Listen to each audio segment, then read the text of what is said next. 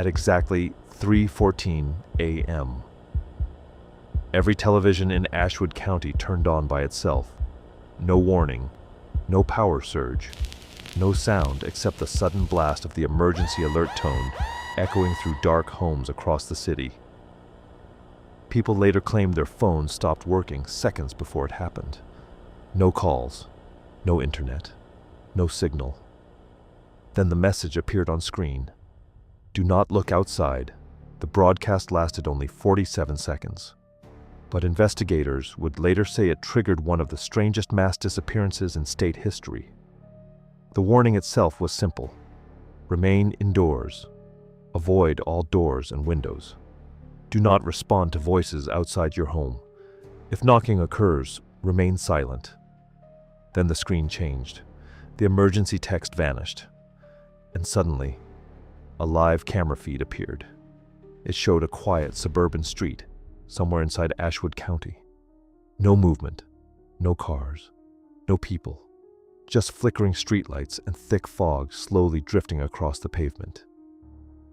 At first, nothing seemed wrong until viewers noticed the figure standing at the far end of the road. The figure appeared unnaturally tall. Witnesses later described its proportions as wrong. Its arms hung too low, its head tilted slightly sideways, and even through the grainy broadcast, people could tell it wasn't moving normally. Then the camera zoomed in by itself, not digitally, physically, like someone behind the camera had taken a step forward. The emergency broadcast immediately cut to black, but the final frame remained burned into people's memories, because during the last second of footage, the figure was suddenly much closer than before, far too close. But investigators later discovered something even more disturbing. The emergency alert had never been sent by the government. No agency claimed responsibility. In fact, there was no record the broadcast had ever existed at all. Roughly 10 minutes after the transmission ended, 911 centers across the county became overwhelmed with calls. Most callers reported the same thing: knocking, not pounding, not banging, just slow, deliberate, knocking at their front doors. One woman whispered to dispatchers that something outside was calling her name, but the voice sounded wrong, like it was learning how to speak by copying human speech in real time. Another caller claimed every dog in her neighborhood began barking simultaneously, before suddenly going silent all at once. Then officers lost contact with the house. A man named Daniel Mercer would later leave behind the final complete recording recovered that night. At first, his audio sounded normal, heavy breathing, footsteps, whispering. Then the knocking started, 3 slow knocks, followed by his own voice speaking back to him from outside the front door. Daniel can be heard backing away from the entrance. The recording captured every floorboard creak inside the house. Then, silence for nearly 20 seconds. Nothing happened until Daniel whispered 4 words: "There's someone at the window."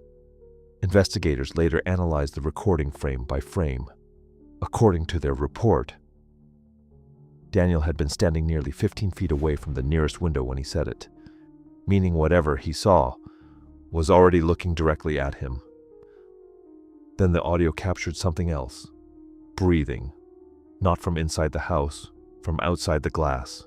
Police later recovered one final image from Daniel's home security system, but the part investigators refused to explain was what appeared standing behind him.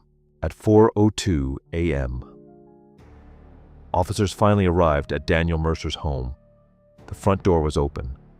The television inside the living room was still broadcasting static, but the house itself was completely empty. No signs of forced entry. No blood. No footprints. Nothing. Except for one detail mentioned repeatedly in police reports.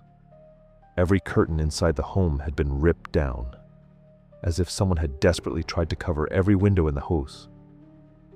Daniel Mercer was never found. Neither were 17 other residents reported missing that same night. But the strangest discovery came nearly 2 weeks later. A maintenance worker investigating damaged broadcast equipment recovered fragments of the original emergency transmission. Hidden underneath, layers of static. Investigators discovered a second voice, quietly repeating the same sentence over and over again. Not "do not look outside," but something much worse. They can see you now.